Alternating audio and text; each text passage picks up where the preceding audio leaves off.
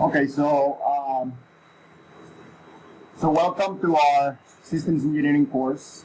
Today we're going to cover chapter 4 on the activities of preliminary system design, which means system design in a preliminary fashion, but still at the system level. In chapter 3 we covered the conceptual system design and the elements of that. So here we're just going to take care of or refine the aspects of system design. So it's going to be more detailed, but still at the system level. So some specifics of what that is. So we're going to do a lot of the same things that we discussed as applicable to the subsystem elements of the overall system. We're also going to talk about more types of specifications for processes and materials beyond the type A that we already discussed. And just like we did functional analysis and allocation during the conceptual system design, we're going to do that also for all the subsystem levels.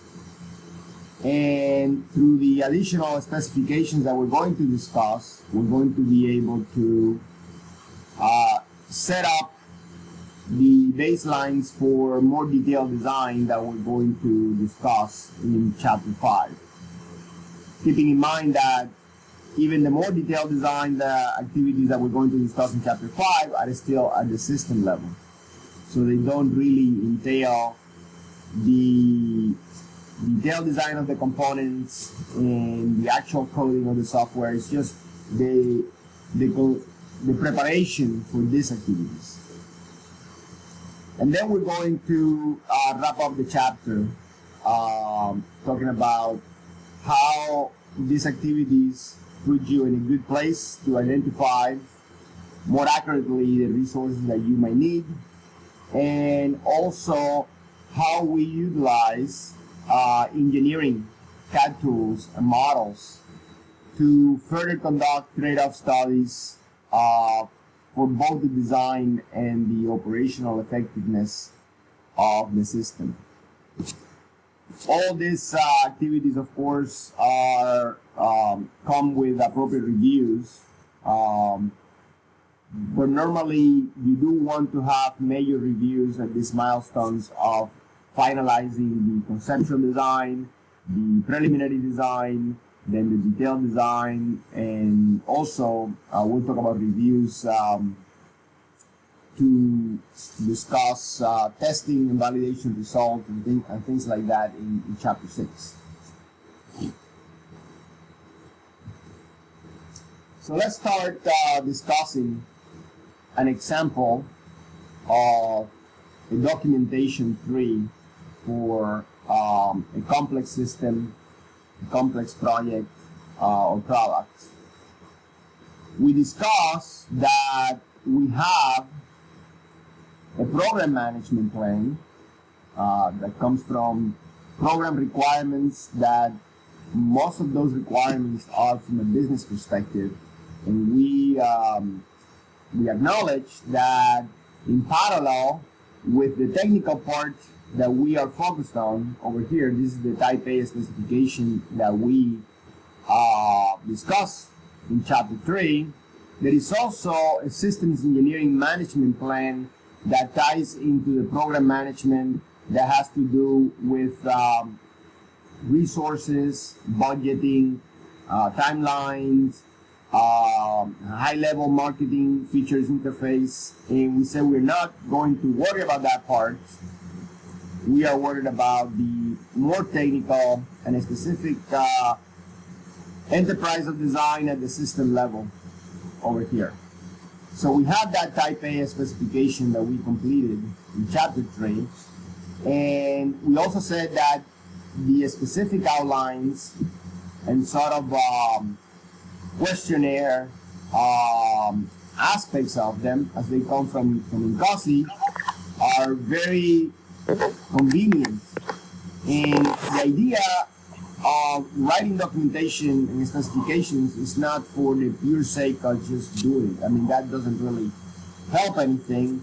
It is really to help you keep you on track and keep all the important issues in front of you and take you and guide you through the sub-processes so things don't slip through the cracks, because in complex systems it just takes one thing. There are a zillion variables, and you just take one thing to derail the project, to make the system or the project and the program fail. So you want to make sure that you have some tools and processes to make sure that things don't fall through the cracks. That's all we try to do.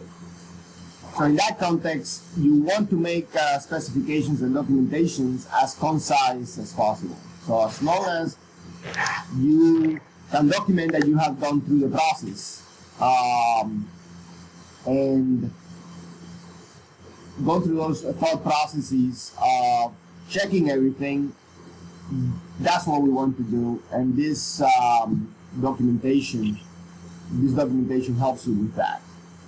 So we have, beyond the system or level of specification, type A, we have other types of specifications for which you have access to the outlines. They are on the book, and if they are not on the book, all of them, they are certainly in the INCOSI website.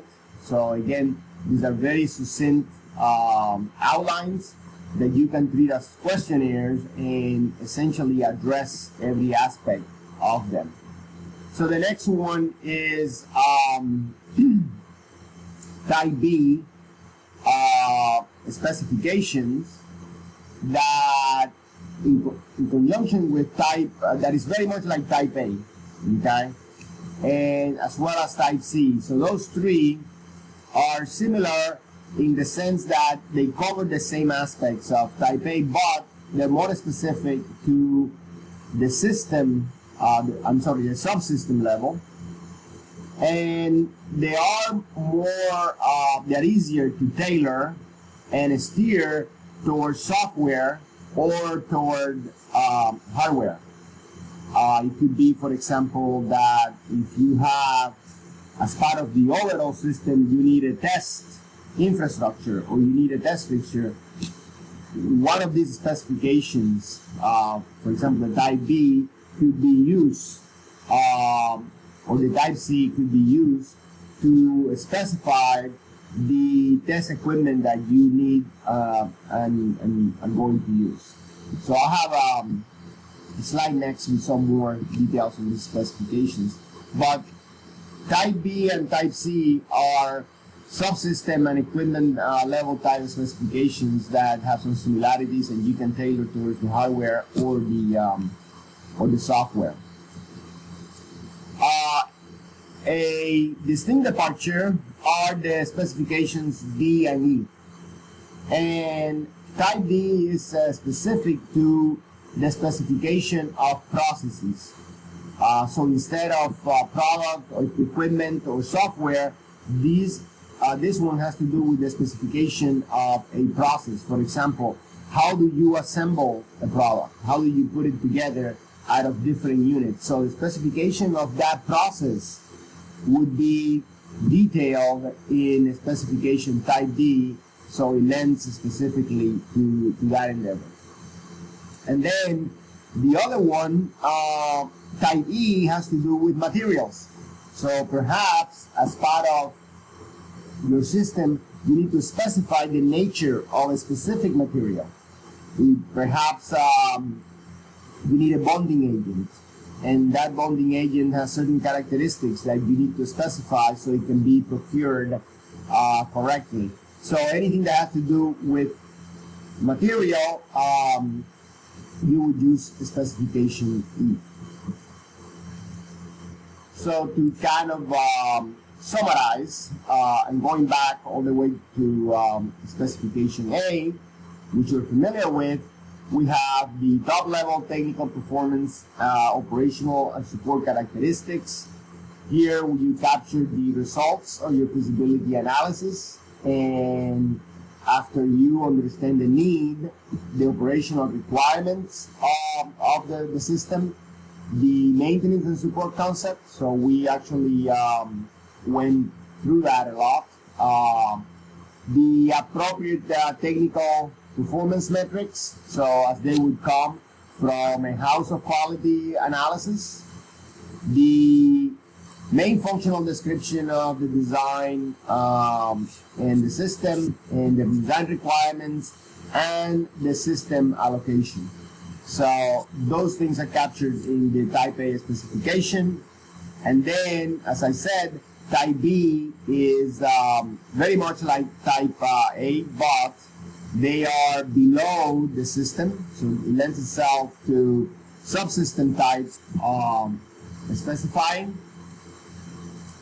Then we have Type C, which again you can steer, and also this goes for Type B, you can steer towards software or hardware, but Type C is it lends itself to specifying things that you're not necessarily going to design, but you perhaps are going to procure off the shelf. And this is very important, and we'll talk more about this in the next chapter, but at every step of every system design, you have to be checking whether it makes more sense to procure something or do something off the shelf, something that exists, versus making it or designing it from scratch.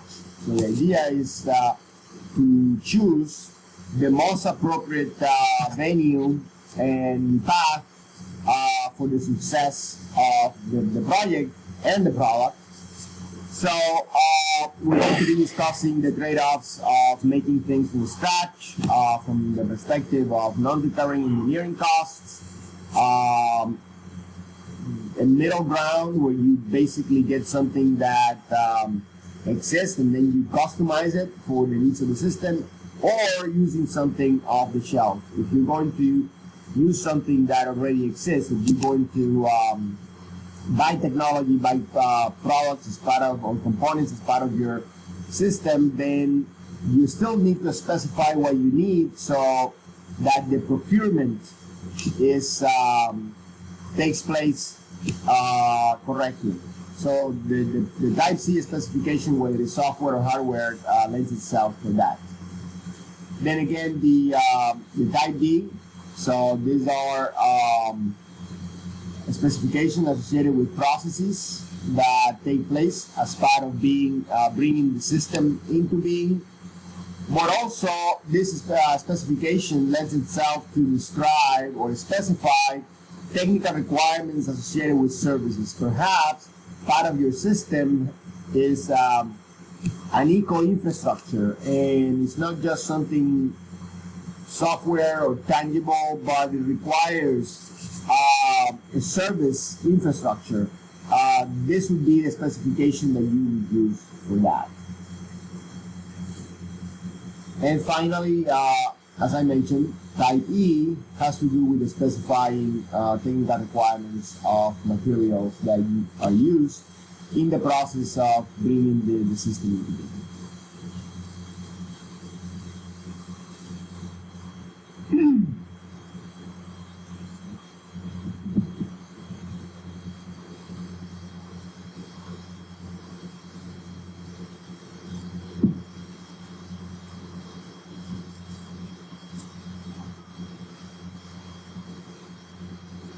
Can I get a check because I'm not seeing the Zoom control window. Can everybody still hear me well? Yes. Yep. All right, very good, thank you. Okay, so after you have put in place all these specifications, you are in a very good place to be able to identify resources that you need to deploy this function of bringing your system into being. And you have to recognize that this activity has three inputs that influence it, and you have, from a system design perspective, you have different levels of say or control over them. So first, we're going to recognize that we have certain external controls and constraints, and this ones we have really very little control over them. But we have to understand them so we can operate in that environment. And these are things like the technology that exists. We talked about that in the previous chapter, that you have to be very cognizant of existing technology so you can either develop it further, research it further, understand the constraints of what can be done technically. So that's very important. But there are other things. There are external political, sociological, economic, and environmental environments or circumstances. And normally there is very little that you can do about that. So from a technical perspective, the technology that is there is what is there. If it's good, you use it. If not, you may perhaps part of your system design needs to be, if it's congruent with the budget and the timeline, part of the system design is that you have to develop that technology further. Okay? Then there are other mechanisms that are semi-rigid. So you don't have total control, but you can lobby for them to change. And let's say if you are in a company, there are certain human resources available to you. There are certain support available to you in terms of human resources. So staff and technical staff and things like that. There may be certain materials that are available for the system design, computer resources in your company, the actual facilities, the laboratories, the offices. Again, what type of maintenance support do you need? I mean, you need people that take care of the copier. You need people that keep the offices organized, and so you need all these mechanisms. And if you need something beyond that, you may be able to affect some changes, but they're sort of external to the actual system that you are trying to put together.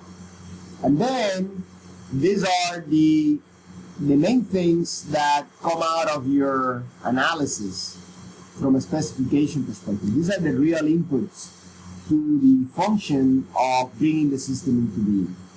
So those are the requirements, the actual organizational structure that you have identified as needing to bring the system into being, specific raw materials, all the data that you have collected so far, and the documentation that we have discussed. So this you have put together. But as you bring the system into being, you have to have a step, a check, to contrast what your system requirements are as an input to the function of bringing the system into being, in contrast to things that you cannot do anything about and things that you may be able to change somewhat, and see how they stack against each other, and either try to change some of this, or recognize the limitations of this environment where you are trying to operate, and adjust your inputs accordingly before you go into the function of bringing the system into being, so you can be successful. And once you do that, then you can go into that function, and of course the outcome of that is your system that is ready for use and being supported, and perhaps some ways. So this is kind of a conceptual call to action during this process of checking what you have at this point, after you have done all the documentation and specification against the realities of where you operate locally and where you operate globally.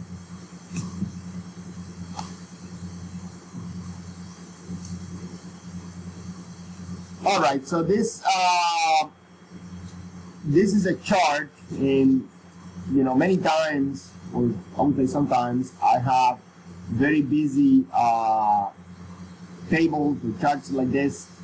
These are not meant for me to read it to you because they are in the book, but they are here for me to remind myself and stress that you do spend some time studying the specific table, the specific chart that I showed to you.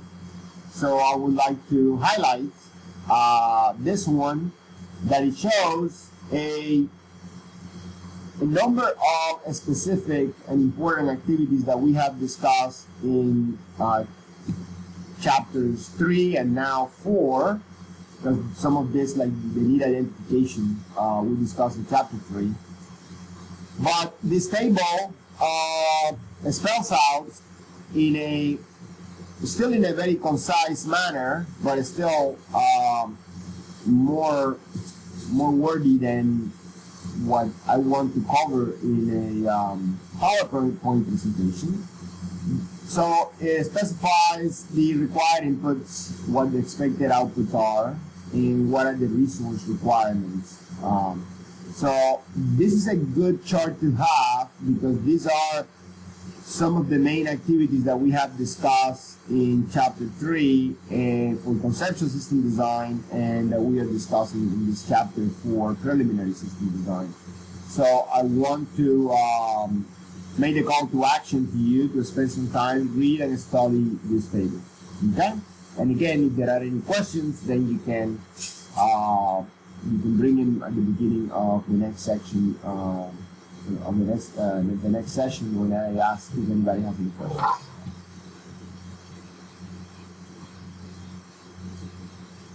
Now let's look at how this function that we showed. Okay, so this is a detail of this box over here. How this function of bringing the system into being may look. And again, systems are can have infinite variations. I don't know what system we may be designing in the future. I don't know the specifics. So, of course, it is not feasible for me to cover this specific system, but what we can do is come up with some general example, so it's not so abstract. So some general example that gives you an idea, something that fits something, that would fit most systems that you may be involved with. So here we have this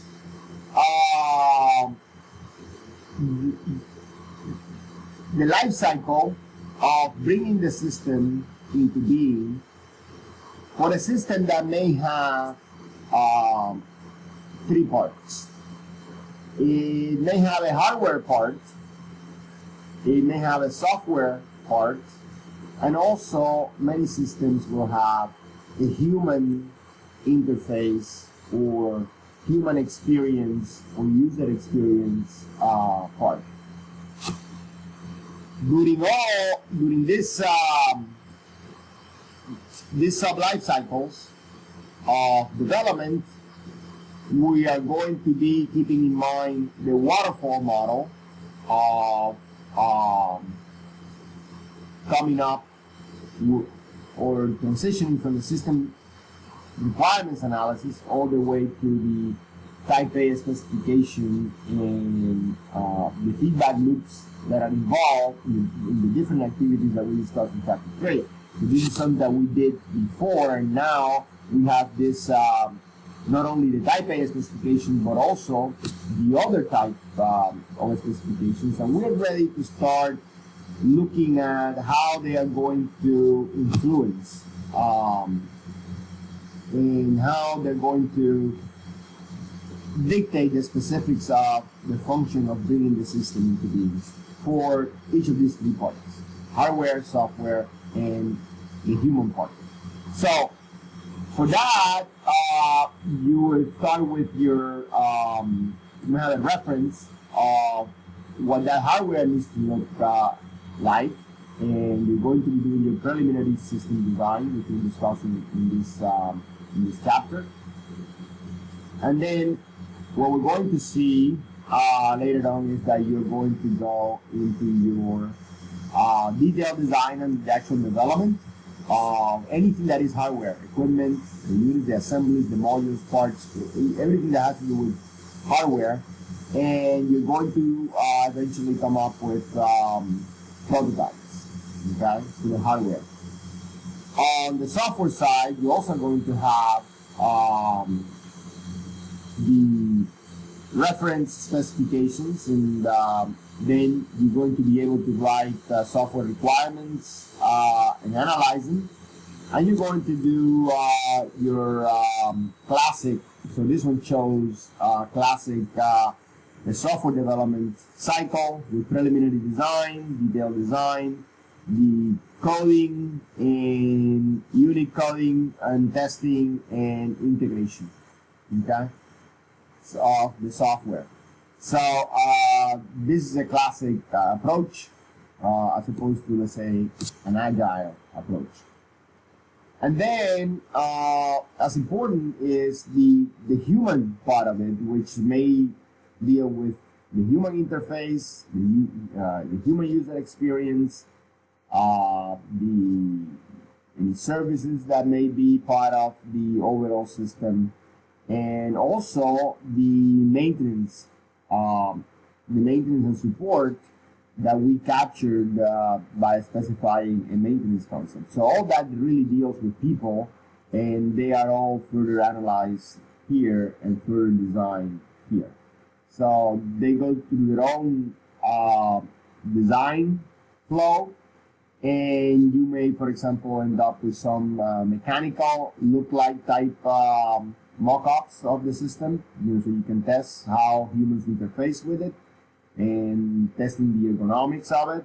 Normally, the people involved with this function are industrial engineering people, and also people that are not even engineering. They have degrees in human experience and cognitive sciences and things like that.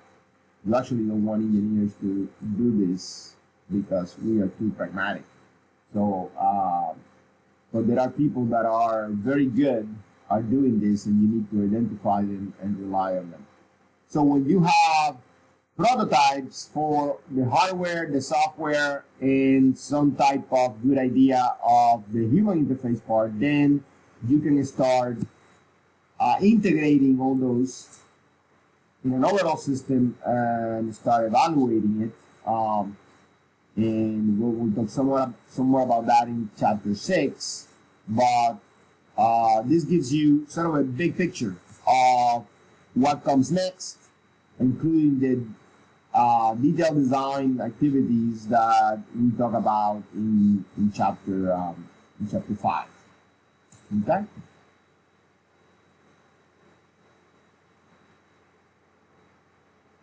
So part of this preliminary design, a most important activity that we started in chapter 3 is the packaging of the major elements of the system into logical and physical units. So this type of diagram, which is again an example, some systems, but I want to go through it as an example of how you can use this functional diagram to sort of package the system from a logical and physical perspective. Once you go through this, many times the physical packaging will coincide with the logical packaging. And that's actually a good thing.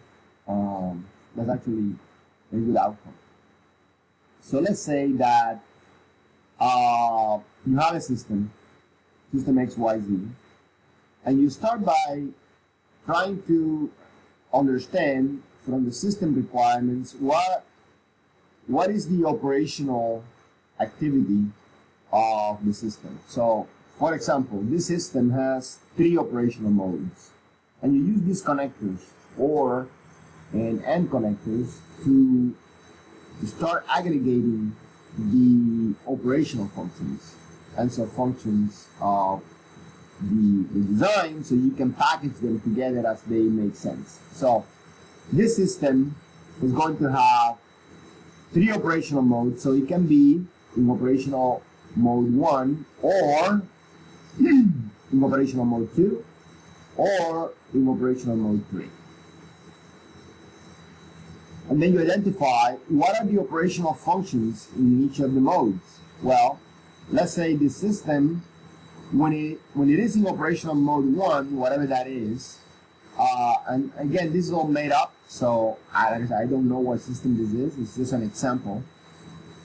So let's say that this system, when it is in operational mode 1, it has to have functionality to determine bearing information, tone information. It's going to have a control function, and it needs to have a self-test capability. Then when it is in operational mode 2, it is going to have to determine also bearing information, tone information, range. You have to have a control function and also self-test. And then operational mode 3 is going to determine range information. It's going to have to do transponding, which is transmission and receiving. It's going to have a control function and also self-test capabilities. And then you start looking at the sub-functions as appropriate.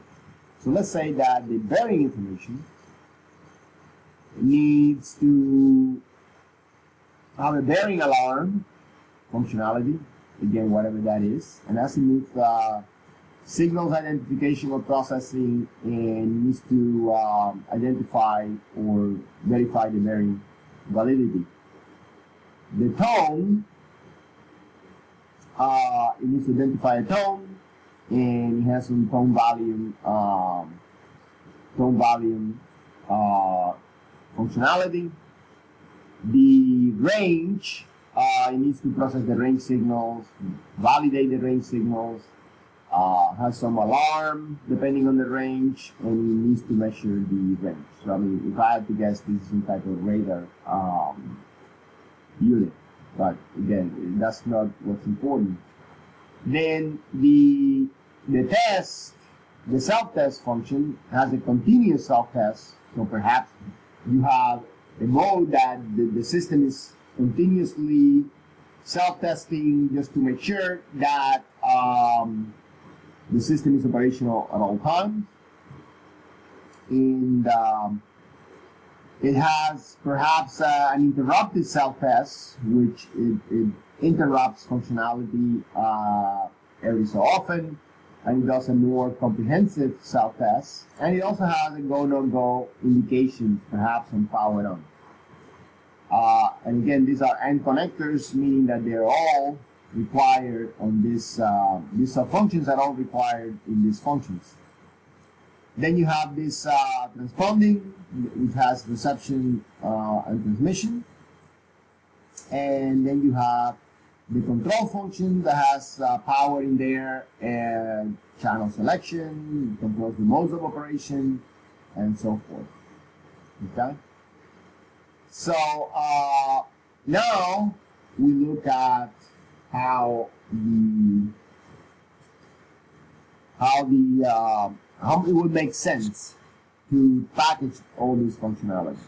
So here we have that we could say that the range and bearing functionalities, and notice how tying them up here, it gives you a pictorial view, I mean, if you count, if you look at, what modes are using this functionality. So here we can say we're going to put the bearing and tone and the range, we're going to package it in this unit A. So we can make that, again, in the context of the system. So that has to be informed, of course, by the context of the system. So you would say, okay, unit A is going to have all that functionality, so that could be a board. And we said that it has to have self-test as well. So the self-test is going to go in there. That is going to have that functionality. Then unit B is going to be the transponder. So this is going to be a communication module, which also has the self-test functionality. And then unit C is going to be the power and controller, and also has to have the self-test functionality. So you may, this system, you may package it in, this looks very much like some type of hardware system, so you can package it in 3 boards. One board is going to be, this looks like a radar type board, this is like a communication transceiver type board, and this is the controller of the system. Okay, so you may have a microcontroller and also the power generation for the overall system. So it gives you a nice way of looking at macro functionality and sub functionality and try to aggregate it as it makes sense in the context of the system design in a specific functional packaging, which actually translates also nicely to physical packaging, because I did mention that these 3 could be 3 distinct boards. So this is an important part of the preliminary system design activity, to use this diagram to do the functional packaging. Furthermore, this functional packaging allows you to budget and trace different aspects of the requirements of the system and allocate them to different units.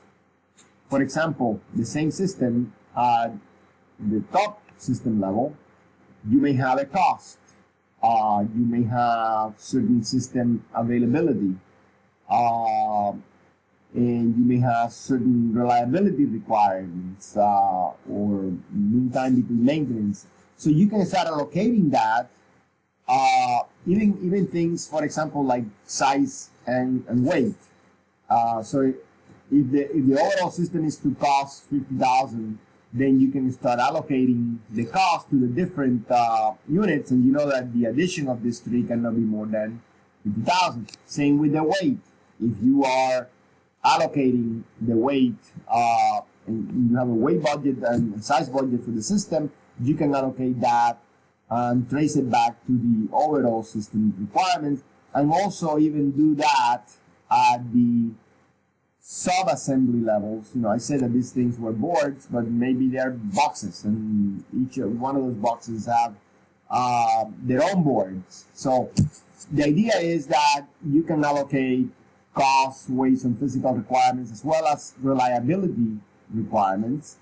So noticing that, and the idea of this course is not to go into the quantitative aspects of reliability analysis, but I will tell you, for example, that if the overall system has this type of availability or reliability level, then each unit has to have a much higher or better reliability and availability level than the overall system, because if one of these fails, then the whole system fails. So when you aggregate it through reliability statistic analysis, which again is not the subject of this course because it's not quantitative in nature, but the book does deal with that in subsequent chapters. You know, you should keep that book as a reference. And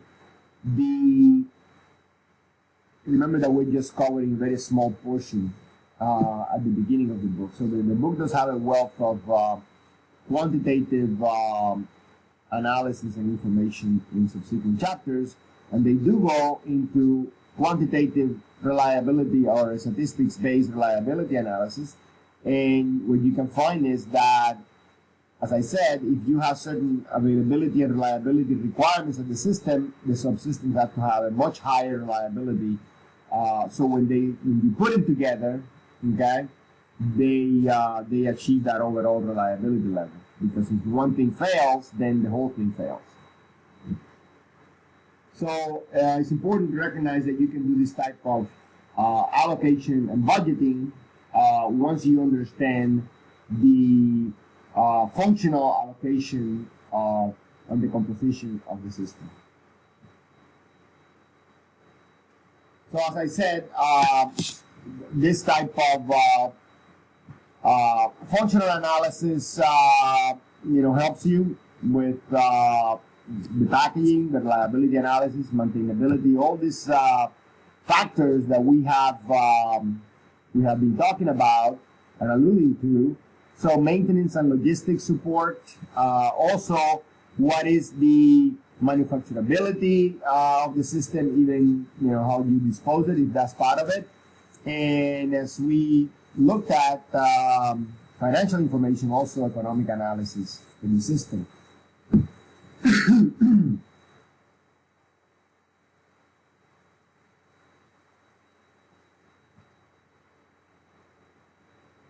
Which leads us into detailed design considerations, which we talked about back in chapter 2, that when you are designing at a system level, you are looking ahead and not just having just a few prototypes. That's not what we are after. We are after a sustainable way of executing the bringing about of a product. So you have to look at all these design considerations, such as that we have mentioned, so reliability, maintainability, safety, support and service, manufacturing, and of course the economic aspect. So it is important to tie this analysis through the allocation and budgeting to this detailed design considerations for the system.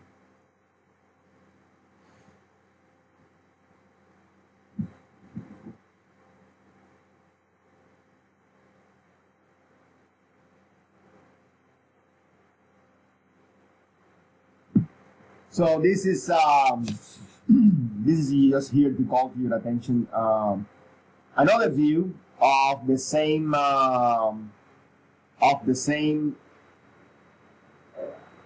sort of an example of the evolution and life cycle of the development of a product. So basically here we have the hardware, the software, and the human element. So it's sort of the same thing, just a different view. And it has some more information here on the right.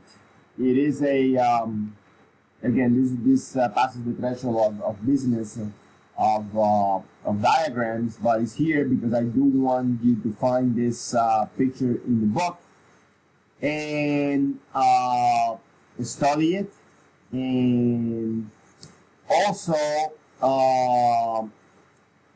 it ties it to different. It's an example of the evolution of the design, from system design, the preliminary design that the subsystem level that we're talking about, and then later on in chapter 5 we'll discuss the detailed design and development, system integration and testing, including validation and tests, chapter 6. But do spend time, and again, the assumption for me is that you're reading the book, because that's something that you should be doing. But I'm highlighting this as an important diagram to study in chapter 4.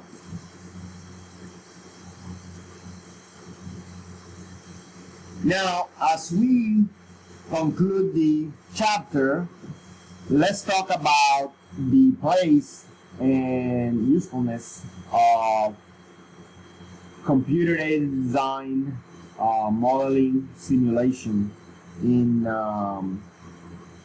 the development of complex products and systems. You have different type of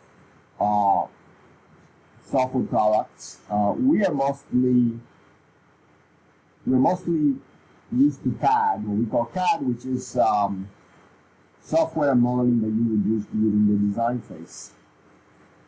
But more and more these days,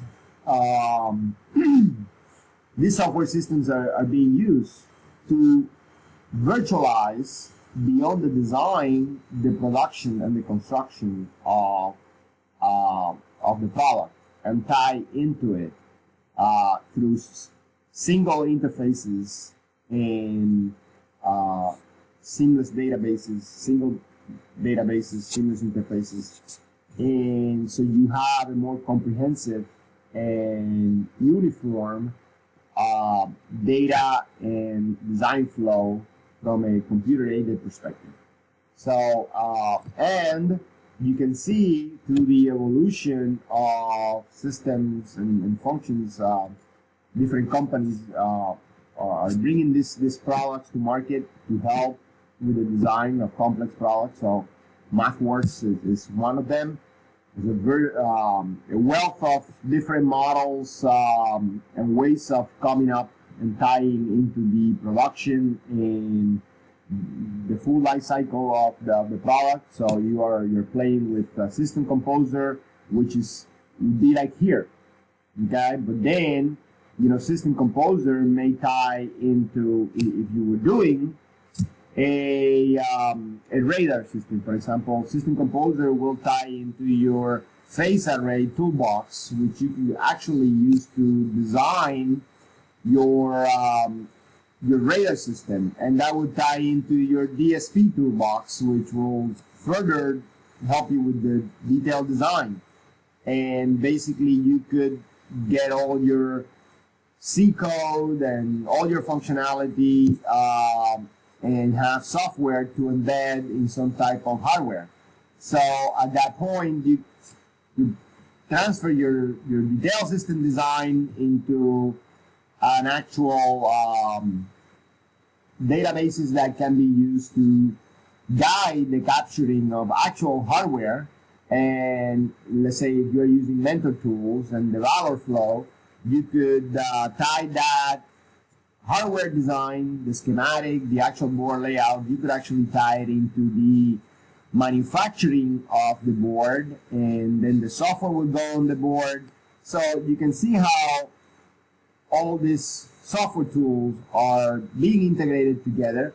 And not only that, because once you have a board and a 3D model, that can tie into SolidWorks to make sure that the board fits the enclosure. So you're really doing a lot of virtualization of the system design before you even have anything that is physical. And that saves a lot of money, saves a lot of time, and that's why it's a good thing. So tools are just getting better at that, because the vendors of these tools have recognized the need in the marketplace with these tools. So we need to be cognizant of that and use them. And that's why I try to bring System Composer to bearing in this course as the initial place where you can start capturing requirements and simulating the quality of the capturing of the requirements. So this is kind of a summary of the things that I just said. So what can you do with software and models? Well, without having anything physical, you can look at alternatives in a short time frame, because you have to build everything, and you can simulate and verify the design for different configurations. So again, it saves time, is from a cost perspective, is a low cost because you are not dealing with anything physical. You can look at design changes and different enhancements, but it is important to recognize that the data that you get is as good as the models that you use. So it is important to recognize that when you are using modeling, there is a spectrum of the time and that it takes you to develop the model and the accuracy of the model.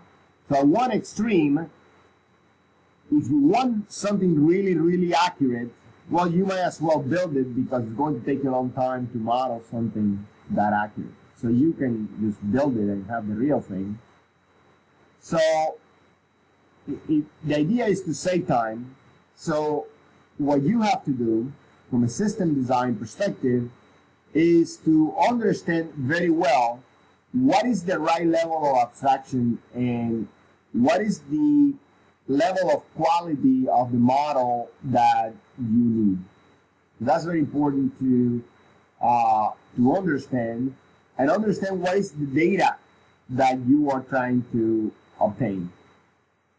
So let's talk a little bit about that in the next couple of slides. But the model should represent what you're trying to study, the issue that you're trying to study. So there is nothing wrong with having partial models, whether they are mathematical in nature, equations, system of equations, or behavioral in nature. You can have models that just reflect the aspect and the issues that you are trying to determine. But the model should be comprehensive. So it should be all the issues that you're trying to capture and study, and also it should be reliable. So these bullets here are very important to understand how you go about modeling. So it should be simple enough to allow for implementation in the problem that you are trying to study, but it should be comprehensive for that issue. Okay? And then it should be expandable and reusable.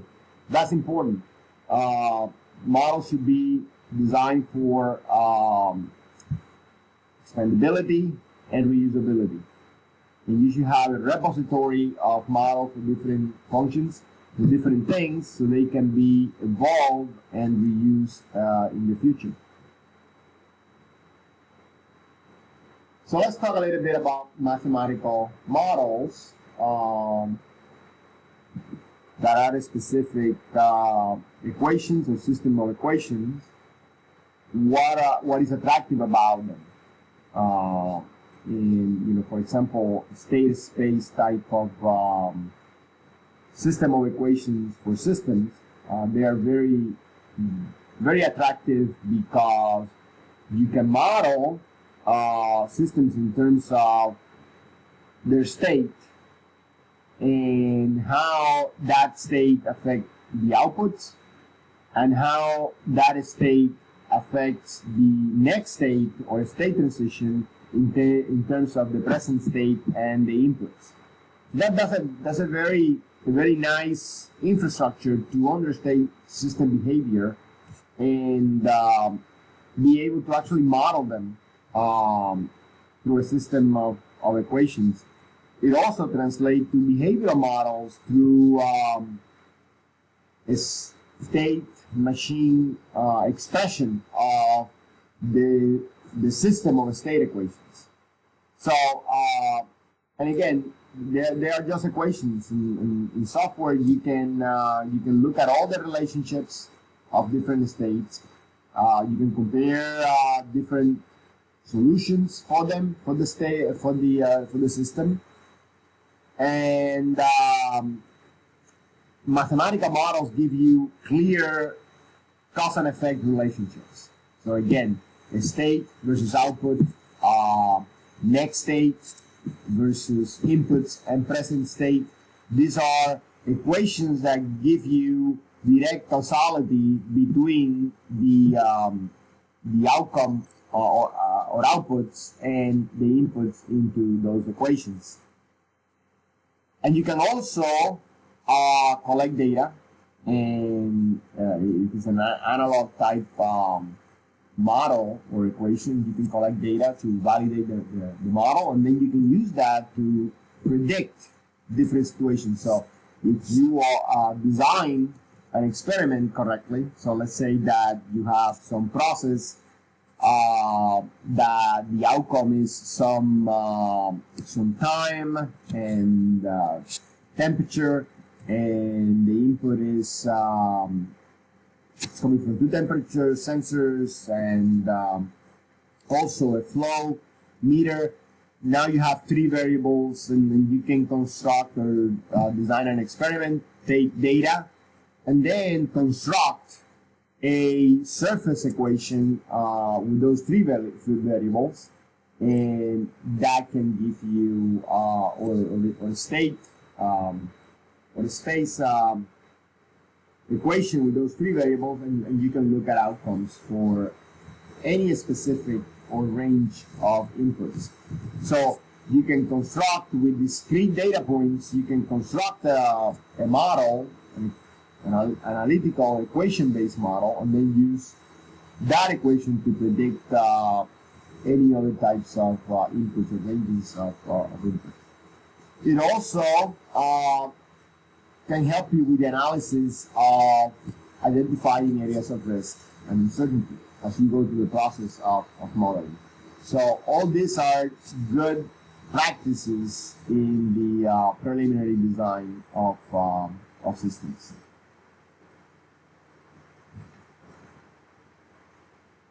So what would a genetic system analysis process from the modeling perspective would look like?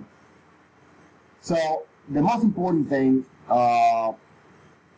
recognize that we start with the requirements. So again, it's very important to have good requirements because that informs everything downstream. And again, we have discussed a number of different specifications for these requirements.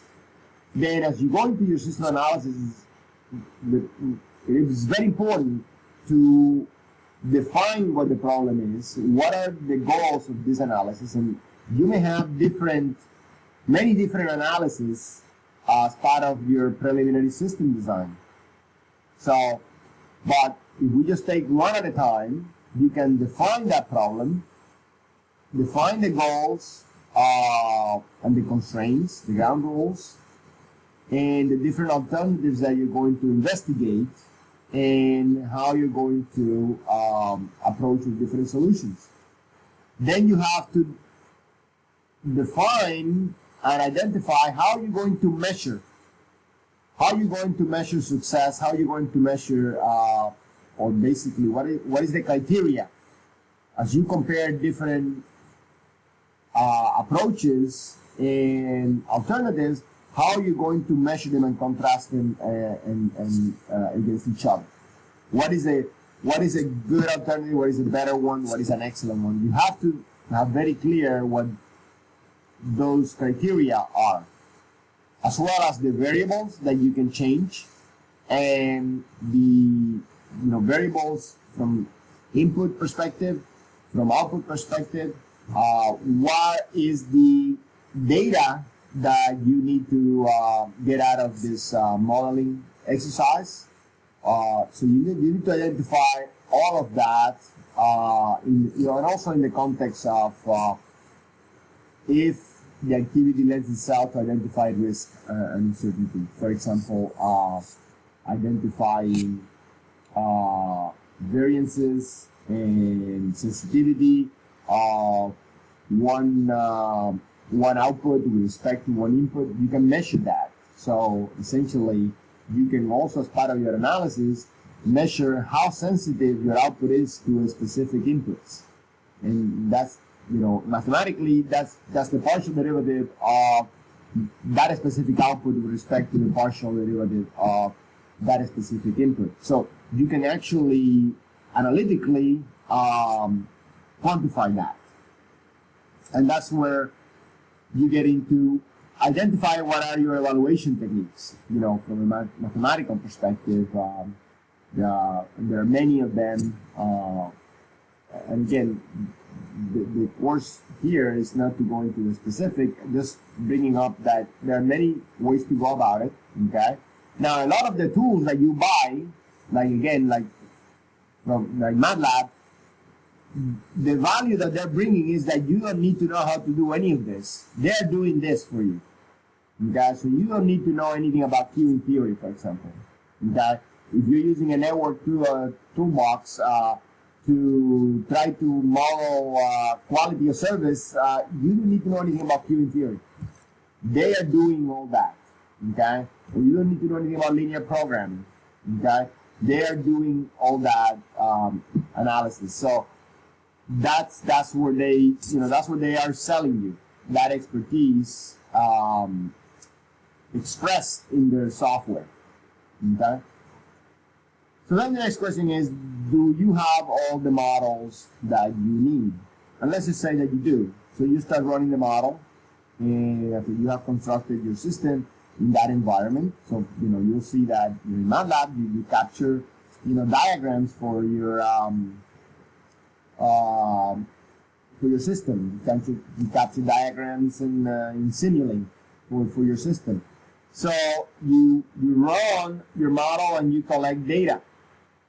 Okay, for all the different alternatives that you want, to collect all the data that you want, and then you put that data in such a way that it allows you to analyze it.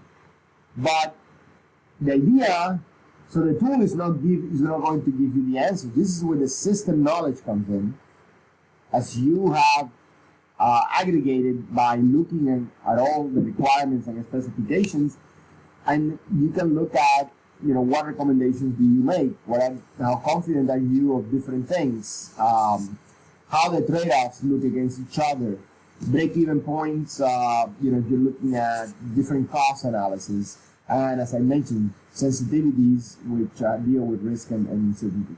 So you get all this data, and you can start making informed decisions about the system and take appropriate actions.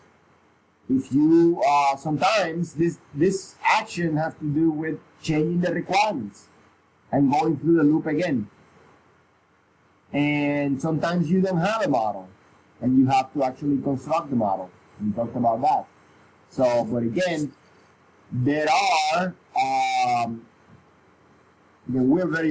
I'm very partial to MATLAB, so I think they have the most comprehensive set of models already ready to use. And but there are others. There's COMSOL multiphysics that basically you can couple electrical models, mechanical models, all kinds of different models together and do simulations. But again, so does MATLAB. They do have, and there are other tools as well. The nice thing about MATLAB is that they're getting into the system level. So you can start with something like System Composer and keep using MATLAB for everything down to the very detailed design, because they're coming from the detailed design part of it. If you were using, there are many tools that do only the system part, but then that's where they stop. It's just a system level. So I'm glad that MATLAB is getting more into the system level design requirements, capturing, and simulation. And finally, as an example of how, of the applicability of models and how wide it is, again, this is an example. I don't know what this is. I don't know what project this is or system it is, but you can simulate and get data on logistic support factors. So you may have a logistic support model, where you have system operation, repair, the cost of the life cycle, inventory of spare parts and personnel required, a model of the equipment and the shop. So, you know, the model, the good thing is that it's all virtual, it's all software, so you have a lot of flexibility. And you can get all kinds of data. You know, you could get data on you know, the logistic effects and the costs as the program progresses, and the cost of the support of the factories.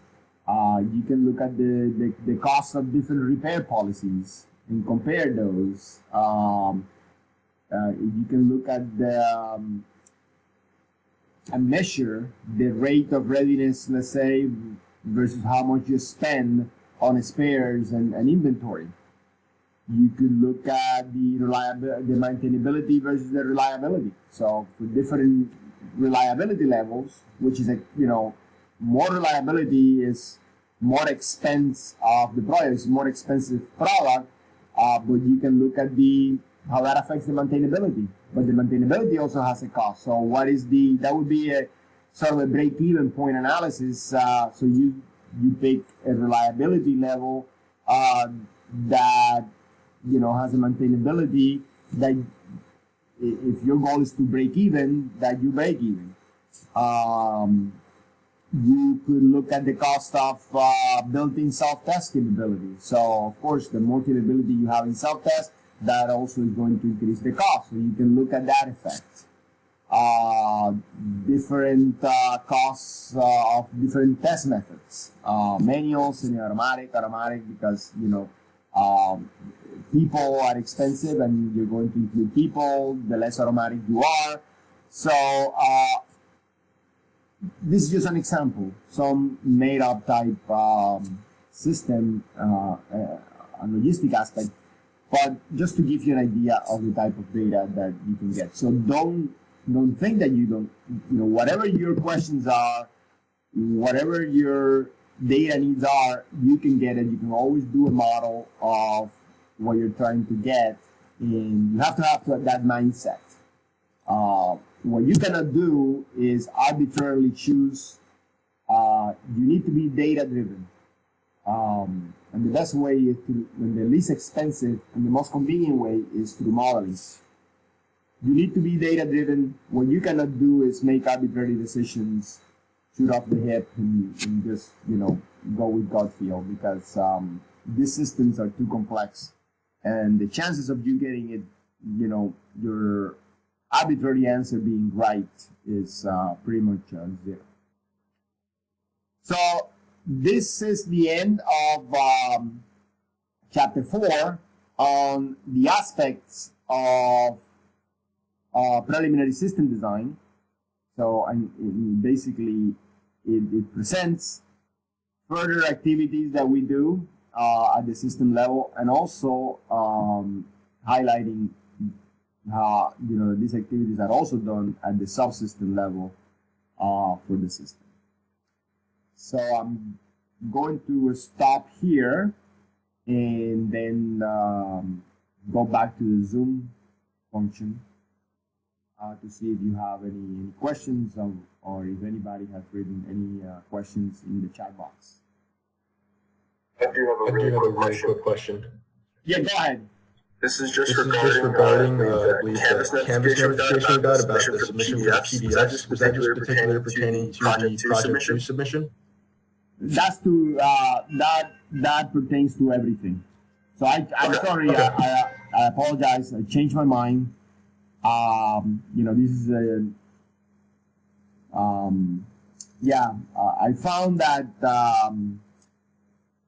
so basically I learned how to use Canvas better. Okay, so I found that I could actually organize things really nice with the Canvas submission. So everything, you know, including the homework.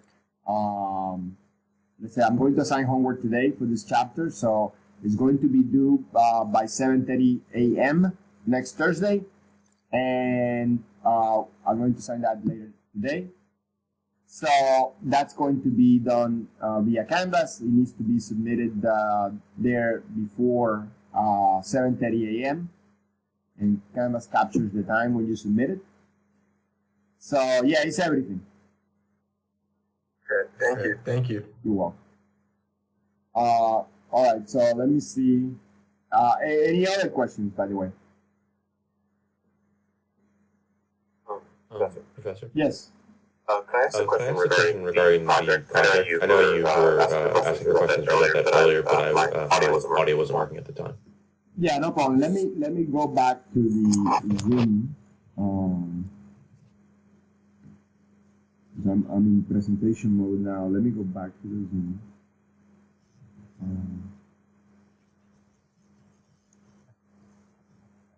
Yeah. Let me.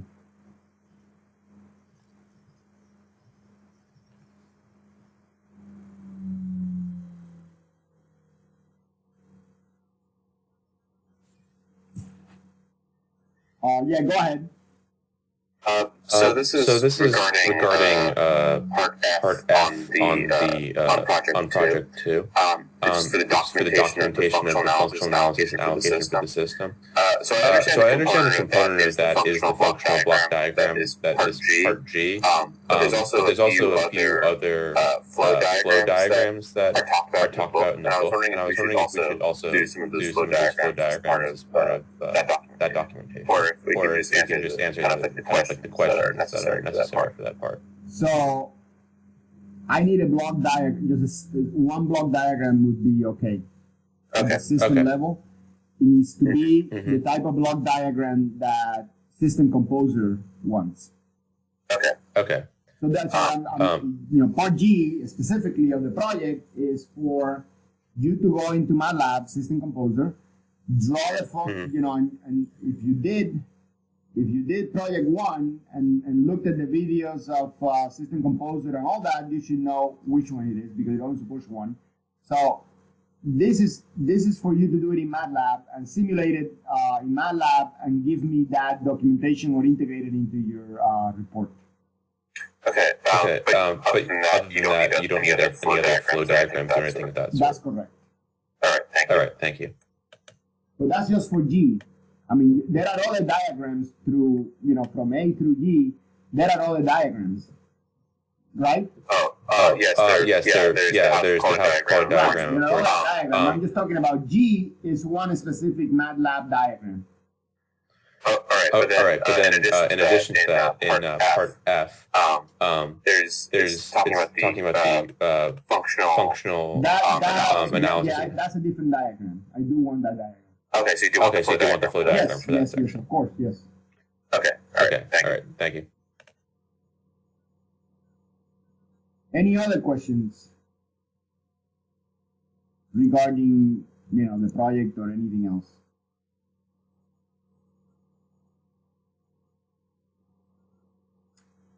All right.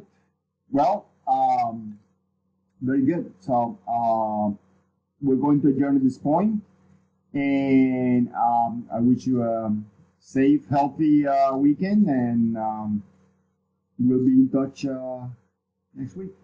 Okay? Thank you very much. Hey, Professor, you can disregard my one email. I was having trouble getting into Zoom, but I got in. I don't know why Zoom was just being annoying. So basically, this can happen, guys. There is being a surge of usage. Some people have a lot of hard time with Zoom. It can happen. We're sorry about that, but still Zoom is the best platform for this. But the servers are getting the capacity of the servers are getting tried. So you need to basically keep trying. And then if someone at some point cannot join or anything, please do remember that I have my office hours and I can essentially, if you have any issues, you can drop by the office hours and then we can talk about it. Okay? Thank you. Thank you. All right, great. Anything else? All right, everybody. So again, have a good weekend. Be safe and healthy, and we'll be in touch. Take care. Bye-bye. Bye-bye.